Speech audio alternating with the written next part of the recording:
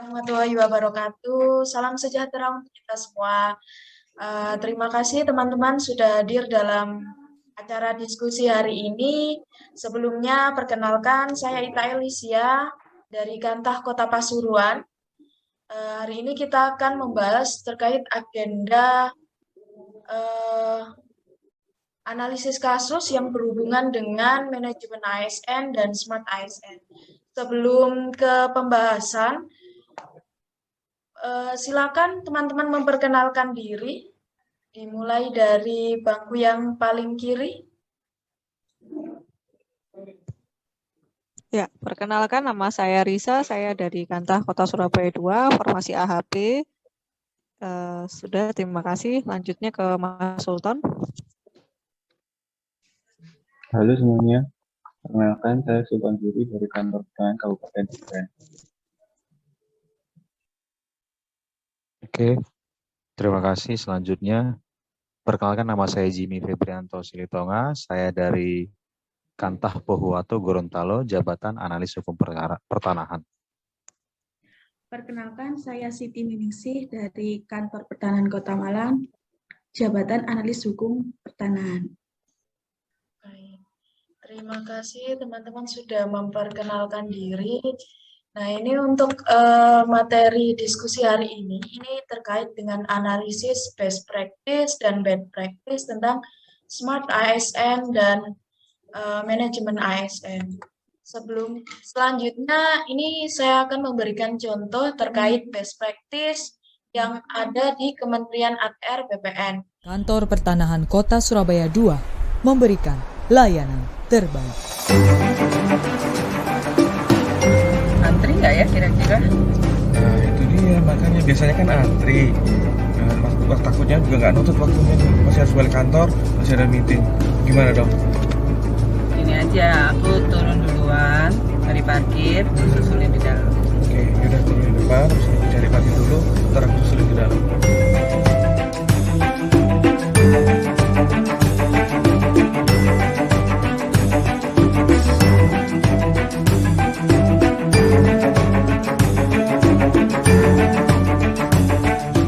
Lantum adalah perwujudan layanan yang mengedepankan efisiensi. Hanya dalam waktu 7 menit saja akan mampu melayani pengecekan kepemilikan hak tanah dan kepengurusan hapusnya hak tanggungan royal. Syarat yang dibutuhkan adalah fotokopi kartu tanda penduduk, kartu keluarga legalisir, sertifikat hak atas tanah, sertifikat hak tanggungan, bukti pelunasan hutang dari bank.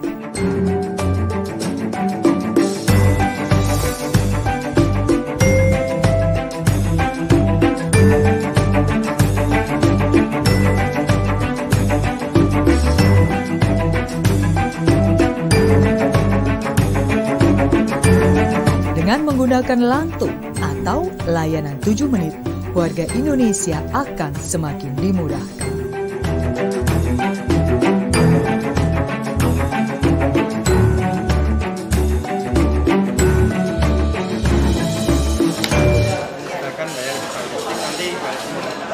Tunggu ya Pak.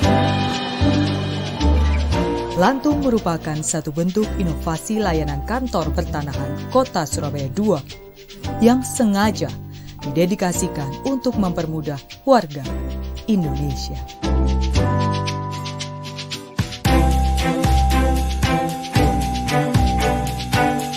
Kantor Pertanahan Kota Surabaya 2 meraih penghargaan Top 25 Inovasi Layanan Publik 2015.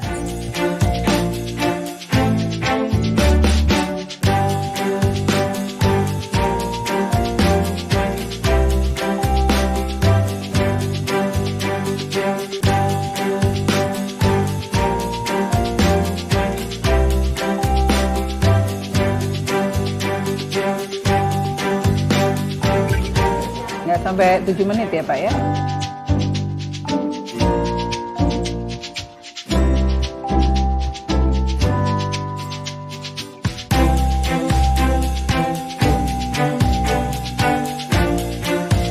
Makasih ya Pak. Gimana? Udah selesai. Kan kita masuk dalam layanan lantum, jadi nggak sampai 7 menit udah selesai. Udah. Ada tanggapan dari teman-teman? Ada dari saya. Oke. Ya, silakan, Oke. Mbak. Iya, terima kasih waktunya. Jadi layanan lantum ini merupakan inovasi terbaru dari Kantah Kota Surabaya 2 sampai saat ini masih berjalan. Jadi dulu tuh Roya itu lebih dari sehari, tapi sekarang bisa 7 menit aja. Jadi salah satu nilai WOG yang diterapkan dalam layanan lantum ini yaitu cara pengembangan kebijakan mendesain program dan pelayanan yang baru, efisien, dan sangat berinovasi lagi. Seterusnya saya bisa lanjutkan ke teman-teman jika ada tanggapan. Terima kasih. Terima kasih, Mbak Riza. Ini cukup menarik ya untuk terkait yang ada di Kantah Kota Surabaya. Ada tanggapan lainnya dari teman-teman? Ya, dari Izin Mbak Ita mau memberikan tanggapan terkait ya, video silakan. tersebut. Ya, berdasarkan video yang telah dipaparkan tadi mengenai layanan 7 menit dari yang merupakan inovasi dari Kantor Kota Surabaya dulu akan SN karena dalam penerapan layanan 7 menit tersebut perlu menggunakan teknologi digital, yaitu dengan memanfaatkan aplikasi komputerisasi Kantor Pertanahan atau KKP. Kantor Pertanahan Kota Surabaya 2 telah mendukung transformasi digital yang sedang digalakkan oleh pemerintah dan Kementerian ATR BPN sendiri. Karena transformasi digital ini dapat membantu mempermudah pelayanan pertanahan dengan cepat dan dapat dilakukan dimanapun. Kemudian, salah satu layanan pertanahan yang dapat dilayani berdasarkan video tersebut dengan program lantum atau layanan 7 menit adalah layanan penghapusan hak tanggungan atau ROYA. Pelayanan ROYA sebelum adanya lantum perlu waktu hingga 6 hari kerja karena masih menggunakan metode yang lama, yaitu perlu birokrasi dari loket ke petugas pelaksana, ke kasubsi, kemudian kembali ke petugas pelaksana dan baru diserahkan ke pemohon. Namun dengan adanya lantum, pemohon tidak perlu lagi meninggalkan loket layanan dan langsung mendapatkan sertifikat tanahnya kembali dengan hak tanggungan yang sudah. Itu yang bisa saya tanggapi dari video tersebut, Mbak. Ya, baik, terima kasih. Polda Metro Jaya menangkap sejumlah pejabat Badan Pertanahan Nasional atau BPN terkait dengan kasus mafia tanah di Jakarta dan Bekasi. Salah satunya adalah pejabat BPN berinisial PS yang saat ini menjabat sebagai koordinator substansi penataan pertanahan BPN Kota Administrasi Jakarta Utara. Namun saat melakukan tindak pidana, PS masih menjabat sebagai Ketua Adjudikasi Pendaftaran Tanah Sistematis Lengkap atau PTSL di BPN Jakarta Selatan. PS merupakan aktor intelektual dalam kasus mafia tanah di Jagakarsa, Jakarta Selatan. PS bekerja sama dengan beberapa pendana atau funder dalam melakukan kejahatannya. Kerjasama itu dilakukan dalam penerbitan sertifikat tanah tanpa prosedur dan disertai pemalsuan warkah. PS diduga kerap menerbitkan sejumlah sertifikat tanah bermasalah, modusnya dengan memproses peralihan kepemilikan sertifikat tanah yang dilakukan tanpa prosedur yang benar.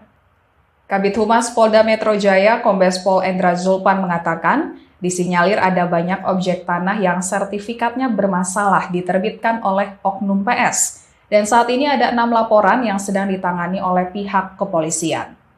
Polda Metro Jaya pun telah melakukan penggeledahan di kantor BPN Jakarta Selatan pada Kamis 14 Juli 2022. Dalam penggeledahan itu, polisi menemukan puluhan dokumen terkait praktik mafia tanah. Polisi juga menemukan sertifikat tanah yang tertahan hingga 3 tahun lamanya. Apakah ada tanggapan dari teman-teman? Ya. Terima kasih Mbak Ita. Saya mau menyampaikan tanggapan ya mengenai bad practice tadi.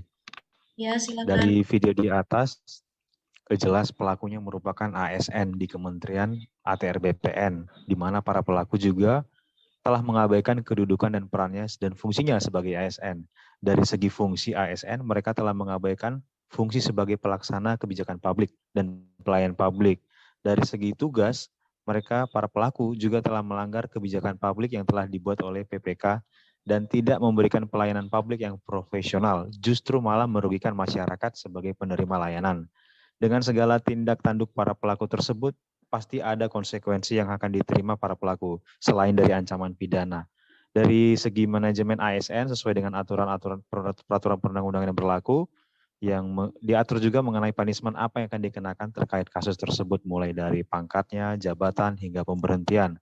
Kemudian mengenai Smart ASN, jelas terjadi pelanggaran, di mana tadi hanya menggunakan cairan pemutih dan cotton bud, para pelaku bisa mengubah data sertifikat nama dengan nama orang lain. Artinya apa? Para pelaku memiliki digital skill tapi tidak memiliki literasi skill. Artinya mereka memiliki kemampuan digital tetapi tidak mampu bertanggung jawab. Sekian dari saya, Mbak Ita. Saya kembalikan. Baik, terima kasih tanggapannya Mas Jimmy. Dari teman-teman yang lain ada tanggapan lagi?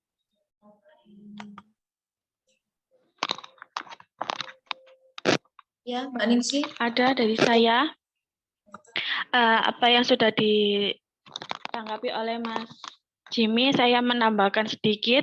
Sekilas tadi cerita di dalam berita tersebut bahwasannya pejabat BPN menjadi tersangka mafia tanah yang berinisial PS dan teman-temannya, di mana dia melakukan penerbitan sertifikat tanah tanpa prosedur dan pemalsuan warkah dengan alat cairan pemutih dan cotton bud untuk mengganti data-data penting dalam sertifikat PTSL, yang mana caranya dengan dihapusnya nama dalam sertifikat ditimpa dengan ketikan dan dengan atas nama tersangka.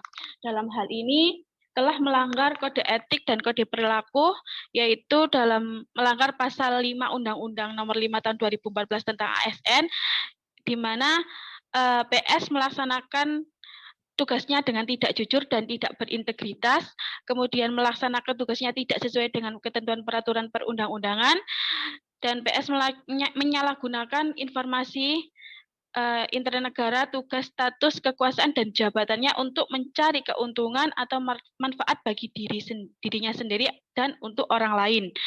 Selain itu juga PS melanggar kode etik ASN tentang tidak menjaga harga dan martabat, sehingga di sini tidak dapat dijadikan contoh untuk ASN yang lainnya.